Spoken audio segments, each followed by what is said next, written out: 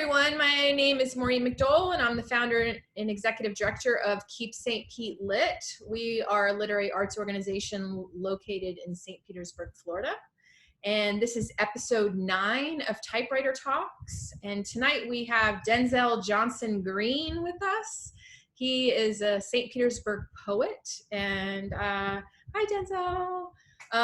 In full disclosure, he actually lives like right across the hall from me. So I'm kind of waving to him through our walls. But hi, Denzel. I'll see you later tonight. I really wanted to interview Denzel because the purpose of Typewriter Talks is to kind of show all different ways of being a writer, and Denzel is relatively new to poetry, so I didn't want to just showcase writers that have been at it for a long time. And a lot of people are new to the medium of writing, and it's important to show all levels. So Denzel, thank you for being here. Oh my God, I'm so honored to be here. This is crazy. Thank you. You've had a full week, haven't you? Oh yeah, for a week and a half. It's been nuts with protesting. Yeah, his voice is a little gravelly because he's been one of the how do you say it? Lead. Chant leaders, yeah. Chant leaders for the protests for Black Lives Matter in St. Petersburg, Florida. So we're glad that he took some time out from, saving the world and decided to come and educate our audience about another form of saving the world through poetry, correct? Yeah. So let our audience know about how long you've been writing. I've been writing actually since I first came to my the first open mic that I went to at the studio. That was through Keep St. Pete Lit in November 2017. And so when I came to that one, it was me and my best friend. I was inspired immediately. It struck me like you get hit by a basketball in gym class. It was like that kind of struck. And after that, I wanted to write some poems, but I needed to hear them first. I needed to hear what other poets were doing and support. So I came to a few open mics, and when I got the job in December of 2017, I got hired on Kwanzaa, on one of the days of Kwanzaa, the 28th. And then I started writing poems like crazy. So you, the first time I met you was at the Studio 620 at the Poetry Open Mic that we lead, and you were taking photos. So my first introduction to you was as a photographer. And so you had never written poetry before that? I didn't even like poetry before that. Oh it was crazy. I remember just as a kid, I think telling someone, poetry? That stuff ain't for me. And I just remember being so against poetry for years, for like very long time. Yeah. But when I was very little, I was living in Ohio at an Air Force base with my mom, and I remember writing down raps, and I wanted to be a rapper. And so I'm like writing down like these just terrible rhymes, like just these like just abysmal raps like your 7-year-old kid came up with, and it felt like that. It felt like a 7-year-old kid. I was about 7, and so it was just terrible. And I dropped it for years and years and years. But I think that's a good point to bring up rap music, because a lot of songs are poetry, and I think that. Hello. Oh. Hi, Marcus. That's his roommate, who also runs Studio 620. That's my roommate, Marcus. He's amazing. Yeah, he's an inspiration for poetry. I've got a couple poems on him. I don't know if he knows. But, It's awesome. So what do you think it was about poetry that kind of grabbed you? The catharsis, for sure. There's so many people living in this world without an outlet, and as an extremely logical person, I had no outlet. I was working a terrible job. I was a dishwasher in a nursing home, and with the job, there's a lot of other African Americans, but we came from very different lives, and they were pretty antagonistic towards me for just the way I spoke and just the music I listened to, and just everything, like how I end my words with ERs or how formal I sound apparently. And so there's all this friction, and I was just, and I mean, I just needed to get it out somehow. I hated that job because I felt so different. And so sometimes we'd have those moments of like, we'd come together, we'd understand each other. But a lot of times it was just like, you know, I'm like the white black guy, and I was never good enough for the other black people. And so there's like all that anger and catharsis, and then living at home with your parents, and it was just this storm. And so poetry was all I had for some time. Interesting. So what are you working on right now? I'm working on silly poems. I really like silly poems. I love Shel Silverstein. Yeah. I just love like flighty stuff that just makes you laugh and, you know, reminds you can laugh. And so I'm working on some. I just submitted some stuff to Fantastic Other. They're a sci-fi and fantastical literary magazine online. And so I just submitted some stuff to them from, I mean, I've got one on the Spider-Man of Saint Pete. I've got one on Pixies in Saint Pete.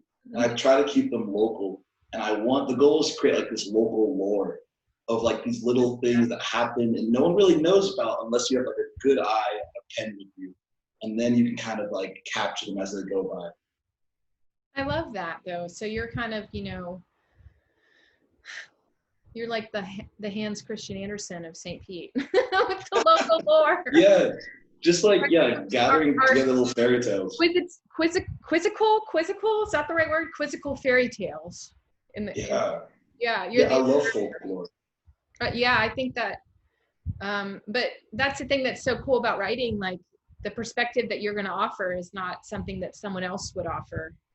And yeah, because a lot of the first poems I was reading, and before I liked poetry, they're gosh, you know how like there's like jargon, like lawyers have jargon, doctors have jargon, any like specific field they have their own language, and it inadvertently keeps people out as kind of like this barrier. And so the poems I loved most had no barrier.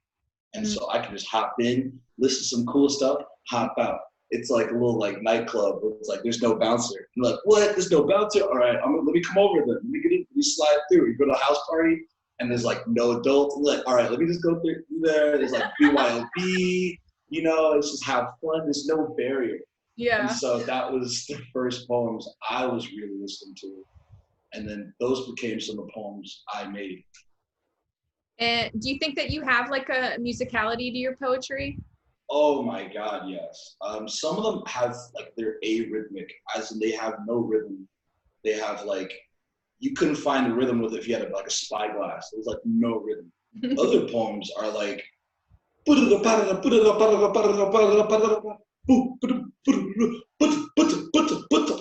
it's like comes from just the music I listen to. I like hip hop a lot, but international hip hop especially. And so I love seeing how different cultures trace their way back to like African American hip hop. Germans are on it right now. French, South Koreans, Japanese, they go crazy for hip hop. There's Russian hip hop. I've been looking at some Ugandan hip hop, some South African hip hop, and they all have different types of musicality. And so when I write my poems, you know, I want you to feel it. And so some of them got that like spice on it. Some of them look like and feel like you're slipping on some ice and you won't fall, but you keep on slipping. And it's like this feeling of like, and the beat might change, the meter might change, and it will change. Yeah. But it's all downhill, and when you get downhill, you're gonna land in a patch of flowers, and you're gonna have a good time. So you're pretty, like, from what I know of you, you're pretty like set on the idea of being a poet. And even though coming to it not that long ago, why do you think this medium appeals to you so much over everything else? Because I've pretty much watched you, because you know, I've known you since that point when you walked into the Studio 620. I've watched you, like, now you host community poetry, you help us host our poetry hour with the Studio 620. You're pretty solidified in the, I mean, if it even is a persona, it's more of a calling, I think, to be a poet. Why do you think this resonates you with all the other things that you've experienced? Yeah, that's good. I was reading something, and I was either reading something or hearing something. Sometimes I can't remember when I hear or how I hear things, but I get them, and I'm like, all right, it's in there. It got here somehow. I don't know. But this person said, poetry is the poor man's game, and there's no barriers to poetry.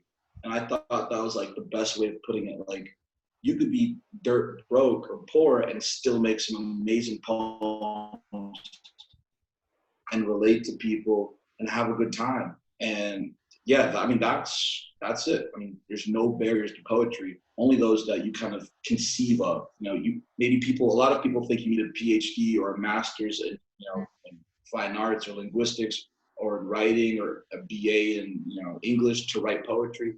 None of that's true. The best poets had nothing, I think. And yeah, I mean, there's no barrier. You can do it right now. The accessibility of it. Yeah, it's super accessible. That's very appealing. And also, I mean, there is some poetry that feels inaccessible. And to me, that almost feels criminal. Well, I was reading this bit in American Poetry Review, and it was like this fascinating. I think I brought it to writers group. I did, and I passed it around, and I was just so confounded because one of the last, it was like an essay, last essay. I can't remember who it was by, but it was about the accessibility of poetry, and if you make it more accessible, does it water down the art? And that was kind of like the argument to be had. And,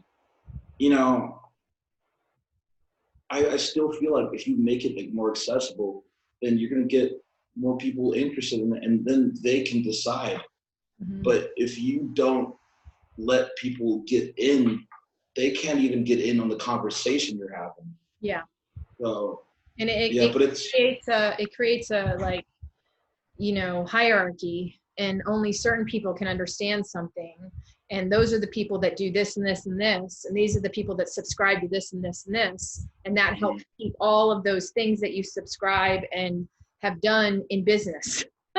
Yeah. Like it's just like the art world too, like we watched a movie last night about Hilma af Klint. I think that's how you say her name. And the whole art world was like, well, her work can't be sold, so maybe we can't put her in museums, and she doesn't fit into this model of commodifying art.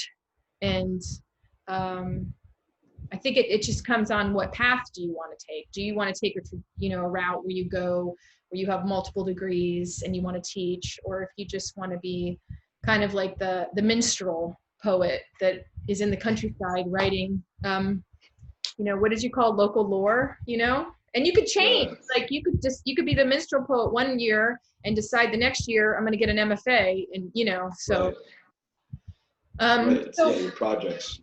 Yeah. So what are some of the themes that you keep coming back to? Oh boy.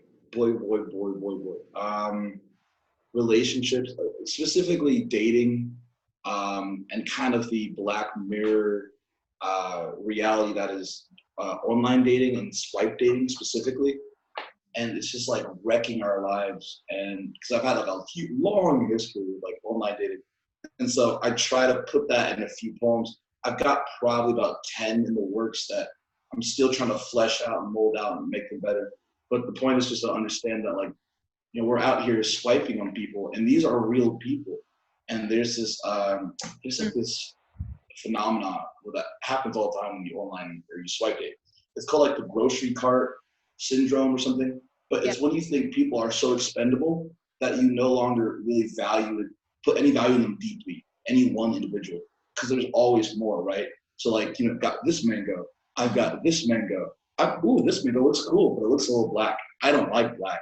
Oh, this one's cute and small. And it's like infinite choices. And so I see some for real like Black Mirror consequences in that. Like, what does that mean for our attention span, our morality, how we view people around us, how do we negotiate everyday relationships when we kind of commodify people like that. So online dating, that's just one thing. I really like fantastical stuff like pixies and gnomes and dwarves and elves and this silly everyday stuff that's like you read like in a children's storybook. I love that.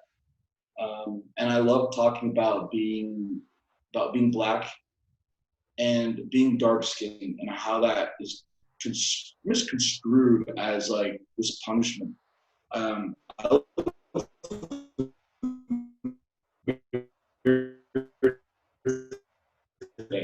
I would have been so hurt to know that I got darker. I would have been pissed. I would have been so upset because I would go, man, I look uglier. Like I look worse.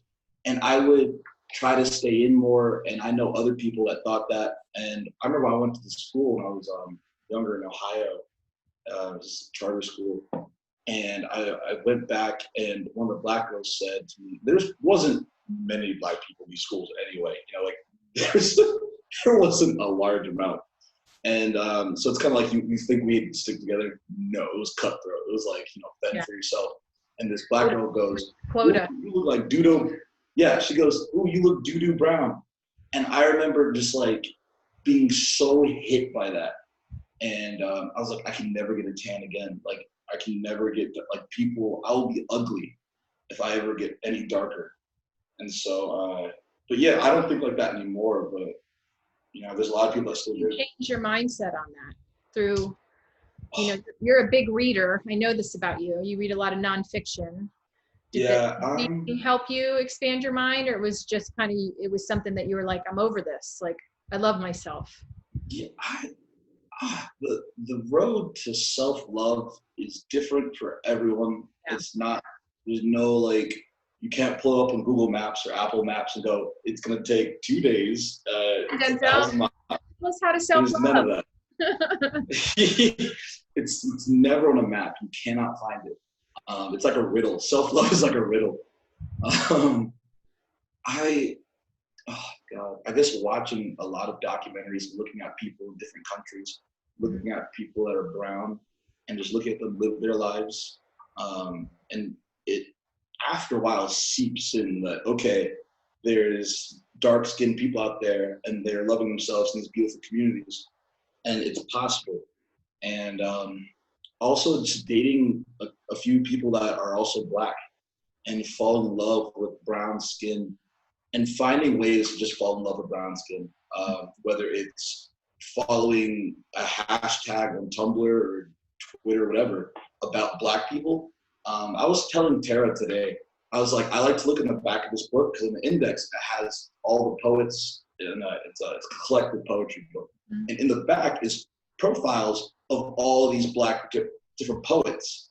And so there's this term that Black people use sometimes called Black excellence.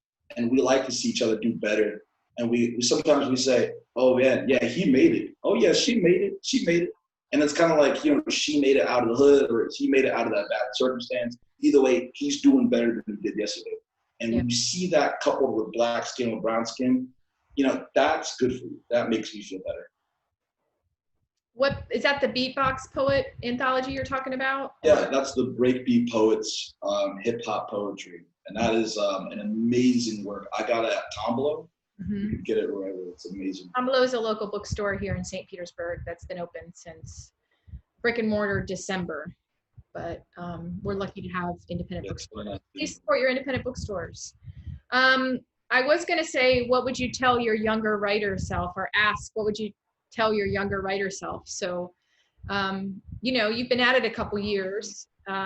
What would you have told yourself just starting out? Well, you know what? I would have talked to myself back when I thought I was going to be a rapper when I was like 8 or 7. And then, I also did flirt with poetry when I came to Florida. When I moved here from Alaska, I flirted with poetry a little bit because I was placed in like regular classes, which was at this school like remedial classes. And it was, again, being pushed in this culture of whether Black people, but I am the outsider all of a sudden. And that was so hard for me. Yeah. Because you have people that hate you automatically because you're like this alien in their skin, and they perceive you as the enemy. So I wrote so many like anger poems and just the worst kind of just stuff that you don't wish on anybody, just the worst stuff. So talking to these different Denzels, oh my God, I would say. I like the idea of the different Denzels.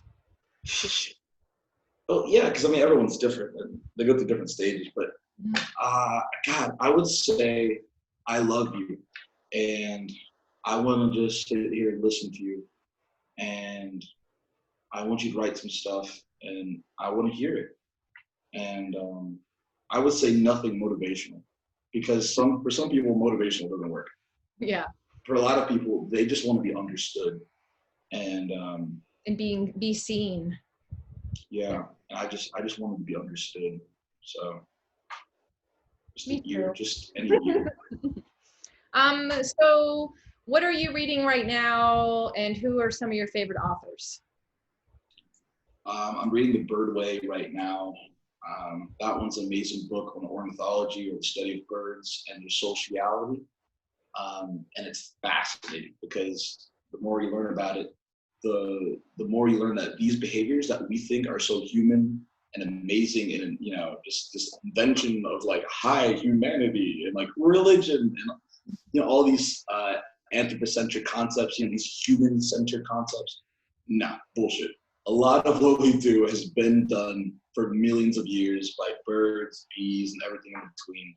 None of what we do is original. We cheat all the time. So I love learning about evolution, evolutionary psychology. I've been reading Sex at Dawn. That book has changed my life in a lot of ways, and viewing romance in humans and how we're not even hardwired to cheat, but hardwired to have multiple intimate relationships. And that monogamy really came about in agriculture, when agricultural society started popping up in humanity. Before that, I mean, the scientific record to show that there is so much mixing and matching going on. It was like a game of Twister 10 times. It was like, Yeah. it was, and I was like, dang, what? We're missing out on that? Like, damn. But so I love nonfiction. I'm always reading nonfiction articles, or I really don't have much patience for fiction. It's terrible. I have no patience for fiction. I never have. And but I like Carl Sagan. I love Carl Sagan. Stephen Hawking, Neil deGrasse Tyson. I love encyclopedias. I love geography books. I love genetics books. I love theism, atheism. I don't have too many favorite authors. I have a lot of favorite subjects. Yeah, that's cool. I went through most of my life was nonfiction and self-help, I'll admit it. And I really didn't get into fiction until I started Keep St. Pete Lit, and we started doing the book club. And recently I started getting back into nonfiction, and I'm like, oh, I just missed you. Because I love a good story. Like, there's nothing better than reading a fiction book and like you get hooked and you're in it and you're following the journey, you know, but just to like get the facts, you know, and kind of, I'm reading a book right now about where ideas come from. And you mentioned Sex at Dawn. I have that too, that you let me borrow. So it's just like I literally read nonfiction and I feel my brain go. Yeah. That's like my favorite feeling, to like feel myself get smarter, you know, like, and learn things that, you know, and that fiction's great because you're on this journey and it's usually about relationships and they have the hero's journey and they go through this. But I mean, I think I'm gonna go down the nonfiction rabbit hole for a while. Yeah. Because take the red pill.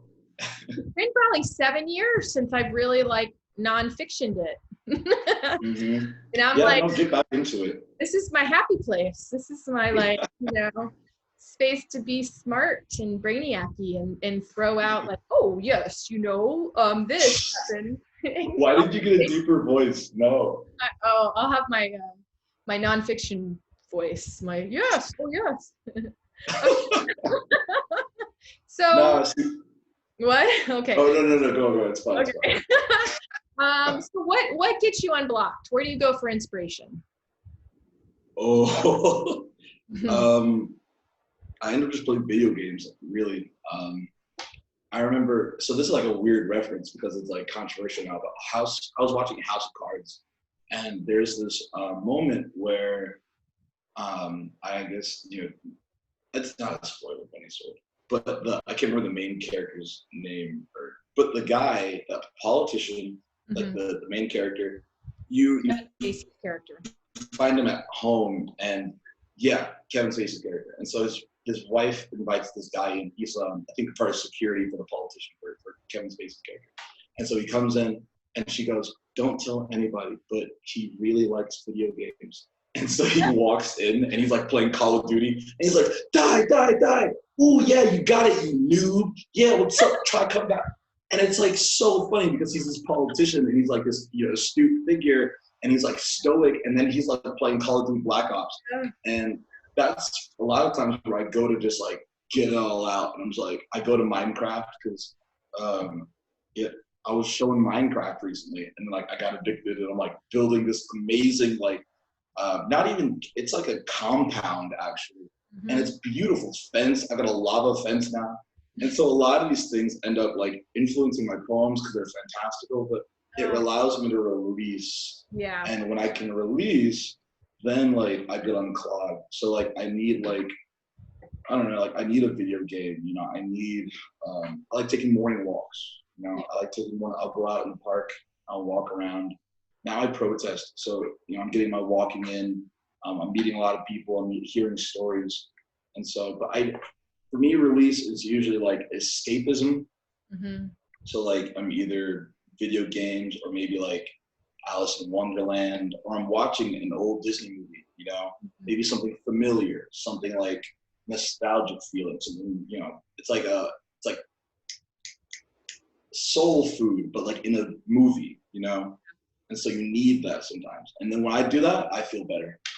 That's how I feel about romance movies. I've seen every single romance movie. I watched one last night. Like I just like, and I've really been into like small town romance movies right now, like where the whole town's involved. Ooh, you took a shirt off your driveway. What's going on there? I watched, I don't watch romance movies, but I did watch one that was the most beautiful. It was one of the most beautiful stories I've ever heard.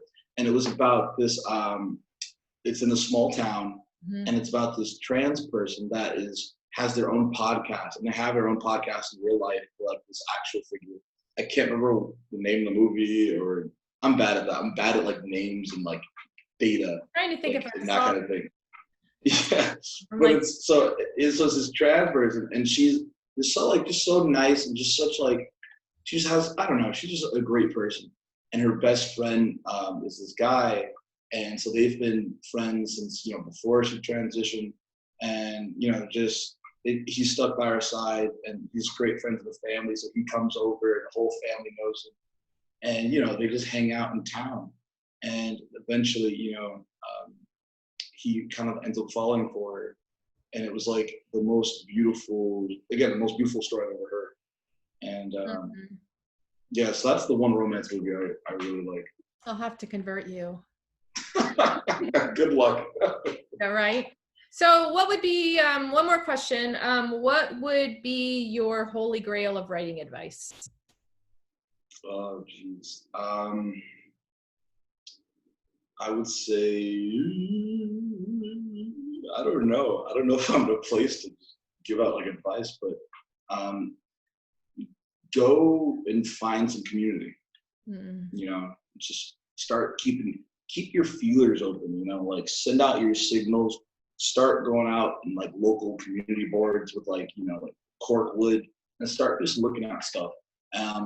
Start seeing what smells like some bull, like, wait a second, this doesn't look right. And then going, oh, that actually looks really good. And then start like asking around, and I'm not a big meetup person, like the meetup app, or like I'm not into Facebook because it does bad things to me. But it's like milk. It doesn't agree with me, but sometimes I do it anyway. I get it. But just start putting your feelers out and find community, and that will save you in so many ways. Find a writers group, have just a friend that writes, and then just compare writing. That will save you every day. Mm-hmm. That's good advice about community. I think that it's important to, writing is such a solitary practice, and it's important to have people that you feel safe around, and also that inspire you to kind of get your gears going. And I think it's also important to find writers that aren't necessarily similar to you.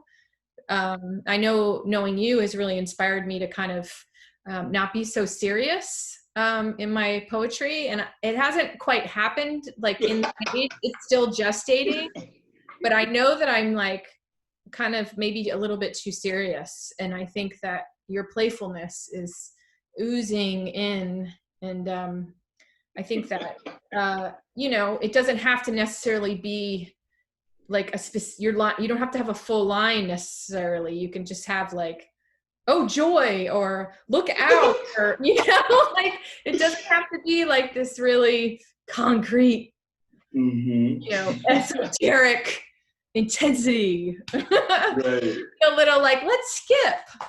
Look at the sun. Like let's get wild. Like start scatting in your poems. Yeah. So thank you for that. So you want to share some of your poetry with us? Yeah. So I'm gonna read you guys some stuff from. It's a little fantastic other literary magazine that I'm submitting it to. And so this is going to have some of that lore I was talking about, some of that Saint Pete lore. And this one's called the Saint Pete Pixie. And they're just written in like little, I guess, couplets. I don't know any technical terms. I'm bad with the terms. I know nothing about the terms. But it's like one line and then two line and then space. And the next words are one line, two line, space.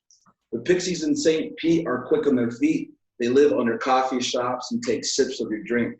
They take and then I always mess up. It's okay to mess up. They go to the trolley and they take it to the beach under our chairs. They get some sleep. They bully seagulls and make them cry. Then they feel bad and give them some fries. The lowbrow hipsters hide in pelican bellies and watch tourists like they're watching the telly. Sometimes they wear newsboy caps, awful fedoras, or even cheap straw hats. Sometimes I've even seen one wear all three and ride a stray cat. The pixies in St. Pete blow giant white clouds with a delicious vaping and steal cash chips right for the vaping, or for the taking. I've seen them leave their craft beer bottles junky on the curb, and Angelo's pizza crust tossed for the birds. Sure, they're little jerks that have a little too much fun, but you haven't lived in St. Pete until you've partied with one. I love that. That's how it goes, and and I mess up with my poems constantly, and I think that's a huge barrier for a lot of people. Like, what if I mess up? What if I mess up? I'm like, you're gonna mess up, but how are you gonna pick yourself back up? Like, it's not about falling; it's about getting up. And so that's what I'm always trying to tell people. All right, you want to hear this one's fun. I like this one. This one is called The Spider-Man of St. Pete. And originally this was a guy. This was it was a he. Spider-Man was a he, was a man. Then I changed him into a woman because I'm like, no, fuck that. Like St. Pete needs like a female superhero. Fuck that. So it's the Spider-Man of St. Pete. But I also gave her the man because genders are just all over the place. You don't need to tap it down thing. The Spider-Man of St. Pete. My dining room fan drunkenly dances in the glow of my kitchen table, not entirely stable. It chances gravity and wobbles and waddles. It's beginning to look like Spider-Man had a heavy hand and tossed it through bottles, and now she throttles, waddles, poddles, toddles, making waffles, and now she slings more than webs in my ceiling, and she's reeling. Who knows what the poor lady is feeling?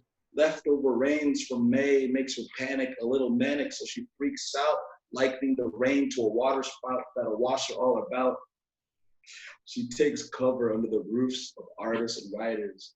We don't feel so alone knowing we're protected from our neighborhood spider. Or I love that. And Oh yeah, and well, there's more. Right. Yes. In St. Pete, Spider-Man slings from the studio at 6:20, where she gabbers with the artsy wind-up gentry, to the Bends, where she dons her black Spidey suit and hangs out with the crazy punk friends. To the Iberian Rooster and Ruby's Elixir, where she sings late at night, plays trumpet with Tad, beats up mean misters, buys everyone around a liquor, and protects everyone's sister. Did you know she teaches women how to fight? Yeah. She's a sensei of coffeeed up ladies and proud feminist babies. She shows them how to kick ass and walk proud in the night. Now we've got women that lead when they walk. They make sure men get home safe and protect them from assault. Now women right around the corner can punch you to the pier and send you home in a trolley. Have your tongue tied and language twisted like you were Noam Chomsky. She's the Spider-Man of St. Pete, and she doesn't give a fuck about class. Her bike is more small than it is tall, and it folds up in the fits in her palm. She laughs when she kicks a jerk's ass. Then they walk, they talk. She loves first and judges last. She knows a little about a lot. She went to USF St. Pete, has a PhD in behavioral zoology, where she studies angry ants and manatee anomalies. She knows all the craft beer and can swing from Treasure Island down to the downtown pier, and from those fancy condos in the waters to super scoops at the beaches, to Christina's on 34th and even Black Crow. Can you believe this? Old Crow, New Crow, Tony's, all the Thai joints, the Flamingo with Kerouac and Cage Brewing, where she made the fence out of steel webs and some hair from Mike Pence. She has a side job delivering organic produce, and she even does tattooing. At CASA, she helps the victims of domestic violence. She teaches them to give TED Talks and lecture from their silence. Yeah. Spiders, flamingos, manatees, crows, craft beer, pizza, ice cream, who knows? They drunkenly dance on my ceiling tonight. They're strange and funny. So let's give them our money, because they make us come alive at night. Oh, I love it. Now it's done? I'm kidding. That one's silly. I like that one. It's silly. I went to all the places in my mind. Like I was like later, like, oh there, oh there. Yeah. It's such an ode to St. Pete in so many ways. I love that. Do you have another, or is that all that you have to share? Yeah, I've got another one. Let's see. This one, so I also work at the Museum of Fine Arts. I'm not working right now. I'm furloughed, but I loved working in a museum was amazing because it was like this incubator of a job, and where like I had all this time to work on poems, and I loved it. Like I loved like when people would come in, I was like, "Hello, hi, how's it going?" Like I can't do it now because my voice is cracking. But like, "Hello, how are you doing?" Like, "Welcome." And then you like when they do their thing, like come back. Then you write. I just write poems about what I see, and there's so many funny things happening. And so this one's about a security guard who's just kind of lurking. I know those security guards, yeah. Yeah, and so it's called A Guard at the Museum, a Lizard of a Thing. A chameleon of a museum guard, slinking like he had weights on his legs, crawled down the wall with inspecting, festering, probing eyes flinging around the room like he was watching a tennis match, or flies, or crickets, and ants and all that. He spoke in a slow, low down voice that you had to pick up off the floor. With an accent I could hardly decipher, a deep, dark piper, southern, maybe Appalachian, dripping, slow, low sitting, like valley honey lathered in molasses. The gallery is closed upstairs. He snarled so deep and dank that her coffee cups quaked. The old lady's hat trembled, and the 1,000-piece puzzle set fully disassembled. And with the ticking of a clock, and not a moment more, our security guard vanished, and into speckled beige walls and tan granite floors, and not with a sound either. He, with his padded footsteps of a hide-and-seek tiger, was gone from thought like an excommunicated spider. This security guard, he belongs to the walls, to the vast blankness of the creeping halls and the dumb lobotomized floors. And after that day and the rest of my days, I saw him no more. Yeah.